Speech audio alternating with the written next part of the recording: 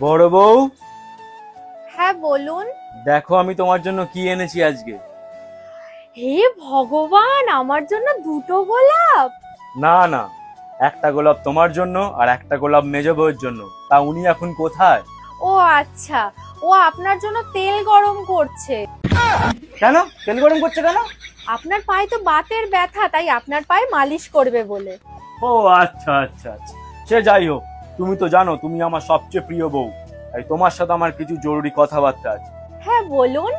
এখানে না, চলো বসে কথা বলি। ঠিক আছে।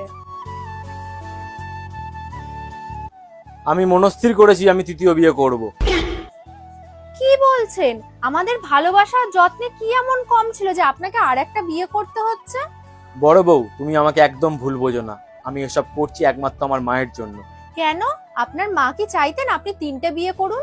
আসলে আমি আমার মাকে খুব ভালোবাসতাম, তাই আমার মা যদি আমার থেকে কোনো জিনিস চাইতো, মায়ের সেই ইচ্ছেটাকে আমি 3বার করে পূরণ করতাম। এইভাবেই মা একদিন আমার কাছে ইচ্ছে প্রকাশ করলো যে তার ছেলের বউকে সে দেখবে বলে। আর সেই ইচ্ছেটা পূরণ করতে গিয়ে আমি তো দুটো বিয়ে করেই ফেলেছি, আর 3 নম্বর বিয়েটা করবো বলে ঠিক করেছি। আর আমার এই সিদ্ধান্তটাতে তুমি যদি দুঃখ পেয়ে থাকো, আমি তোমার কাছে ক্ষমা চাইছি। সত্যি আপনার মায়ের প্রতি আপনার শ্রদ্ধা আর ভালোবাসা দেখে আমি আপ্লুত হয়ে গেছি। তাহলে বড় বউ, তুমি কি আমায় ক্ষমা করে দিয়েছো? ক্ষমা করার আমি কে বলুন? ক্ষমা তো একমাত্র ওপরে বসে থাকা ভগবানই করতে পারে। তাই আপনি তৃতীয় বিয়ে করলে আমি আপনাকে ভগবানের কাছে পাঠিয়ে দেবো। এরপর আপনি জানেন আর ভগবানই জানে।